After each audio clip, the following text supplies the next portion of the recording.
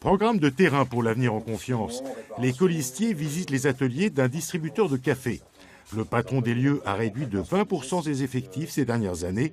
Pour lui, c'est la faute aux charges. En 10 ans, pour 100 francs de salaire brut, ça coûtait à l'entreprise, il y a 10 ans, 132 francs. Aujourd'hui, ça coûte 141 francs. Le salarié, il y a 10 ans, c'était 89 francs pour lui. Aujourd'hui, c'est 85 francs pour lui. Donc c'est à la fois une augmentation de charges pour l'entreprise, mais aussi une baisse de revenus nets pour le salarié. L'autre impact, c'est que sur une équipe de 10 personnes, en fait, ça coûte un salaire. Ces 9 points de charge, ça représente un salaire. Donc on aurait pu être soit mieux rémunéré, en fonction de l'effort qu'on demande aux gens, soit avoir créé un emploi. Un message qui tombe à point pour la liste loyaliste. Leur programme prévoit l'institution d'un contrat social pour créer des emplois et augmenter les salaires.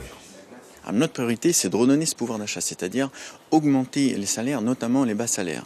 Comment on fait ça ? En diminuant les charges sociales des entreprises. C'est-à-dire qu'on propose que l'entreprise passe un contrat gagnant-gagnant entre elle et notre administration, dans lequel elle s'engage en contrepartie d'économies faites liées aux baisses des charges sociales, à redistribuer cette économie soit en augmentation de salaire, soit en embauche. C'est vraiment redonner du pouvoir d'achat, c'est-à-dire augmenter les salaires des Calédoniens et arrêter cette spirale où on a détruit 1500 emplois ces 4 dernières années, qui permettra de relancer la consommation, et cette consommation relancera les investissements et donc l'économie.